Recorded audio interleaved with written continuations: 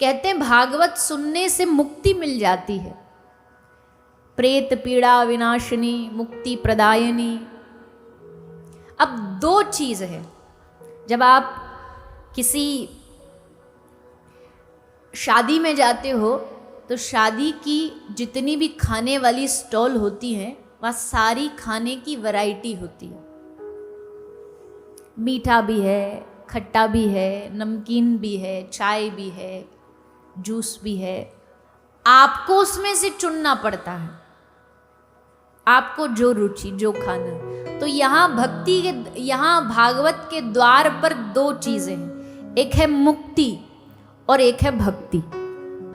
अब अगर यहाँ शक्ति में बैठे जितने श्रोता हैं या टीवी पर जो सुन रहे हैं वो भी उत्तर तो दीजिएगा ही, पर अगर यहाँ जो बैठे उनसे मैं पूछूं, चांस मिले, मौका मिले, भक्ति और मुक्ति, तो दोनों में से क्या चुनोगे? आपका चुनाव क्या पहला है? भक्ति चाहिए कि मुक्ति चाहिए?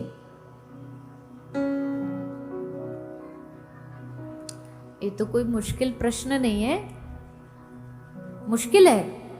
अच्छा, भक्ति किस किस को चाहिए? हाथ उठा के बताइए। और मुक्ति किस किस को चाहिए?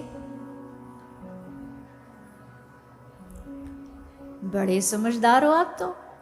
समझदार कैसे हो? मैं नहीं कह रही, कह रहे अस विचारी हरि भगत सयाने, मुक्ति निरादर भक्ति लुभाने। यहां मुक्ति का मतलब निरादर शब्द उपयोग कर दिया गया, पर इसका मतलब ये नहीं कि मुक्ति किसी काम की नहीं है। मुक्ति है जिनके लिए, जिनको चाहिए उनके लिए सम्माननीय है, आदरणीय है। पर सयाने भक्त कौन है? कह रहे अस विचारी हरि भगत सयान, जिन्होंने बहुत जीवन में विचार किया हो या जिन्होंने संतों की सानिध्य प्राप्त किया, वो विचार करके क्या रिजल्ट दिया उन्होंने? मुक्ति निरादर भक्ति लुभाने। भक्ति क्या है? रसगुल्ला खाना है। मुक्ति में क्या कहते हैं? भगवान में मिल जाओ, सुख भी, दुख भी खत्म तो सुख भी खत्म। मुक्ति में केवल दुख ही खत्म नहीं होते, सुख भी खत्म हो जाता है। पर भक्ति में सबसे बड़ा सुख क्या है? भक्ति में सबसे बड़ा सुख है सेवा का सुख। ये भक्ति वालों को ही मिलता है, मुक्ति वालों को नहीं मिलता। ये सेवा का सुख। जब हम अपने ठाकुर जी को रोज स्नान कराते हैं, जब हम अपने ठाकुर जी का श्रृंगार करते हैं, जब हम उनके लिए भोग प्रसादी बनाते हैं, उस सेवा में क्या सुख नहीं है? सप्ताह भर पहले से ही वृंदावन में सेवा सुख चालू हो गया है। सेवा सुख क्या? सब मंदिरों में बड़े बड़े वो होती है, चकला होता है पत्थर का, उस पर चंदन घिसा जा रहा है, क्योंकि अक्षय तृतीया को ठाकुर जी के चंदन लगाया जाता है। चंदन यात्रा पूरा ऊपर से नीचे तक सारे ब्रज के ठाकुर जियों को चंदन लगाया जाएगा। ठाकुर जी के चरणों का दर्शन होगा, बिहारी जी का। तो अभी से उत्सव चल रहा है, जैसे कोई पहले से शादी वाले घर में माहौल चलता है ना, पूरे ब्रज में ऐसी चंदन यात्रा के लिए रोज सुबह से शाम तक भक्तजन चंदन घिसते हैं, और तब जाके वो सुगंधी वाला बाजार वाला चंदन नहीं लगता ठाकुर जी, घस घस करके जो धीरे धीरे धीरे धीरे सप्ताह भर निकालेंगे, और फिर जो चंदन निकलेगा उसकी सुगंध, उसकी खुशबू साल साल भर तक वो चंदन लोग घर में प्रसादी के रूप में रखते रहो, महकता रहता। उसमें थोड़ा इत्र डाल देते हैं, राधा रमन जी का उससे लेप होता है, क्योंकि गर्मी इतनी पड़ रही, ठाकुर जी को थोड़ी ठंडक चाहिए। तो सेवा सुख है। ये सेवा सुख कहीं नहीं दुनिया में, ये सिर्फ वृंदावनी परंपरा की सेवा का सुख है। इसलिए श्री हरिराम व्यास जी ने लिखा, वृंदावन की सेवा मीठी, वृंदावन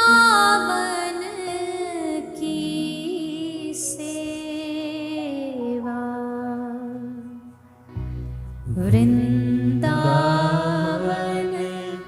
की सेवा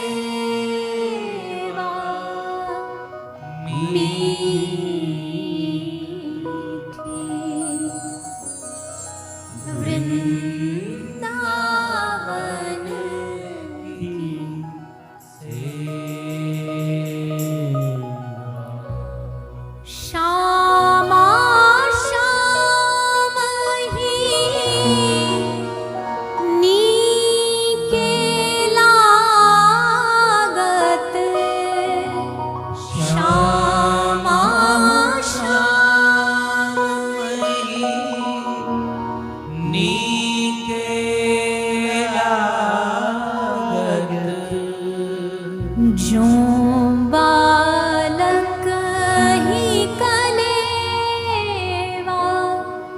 मीठी वृंदावन की सेवा, वृंदावन की सेवा मीठी वृंदावन की सेवा।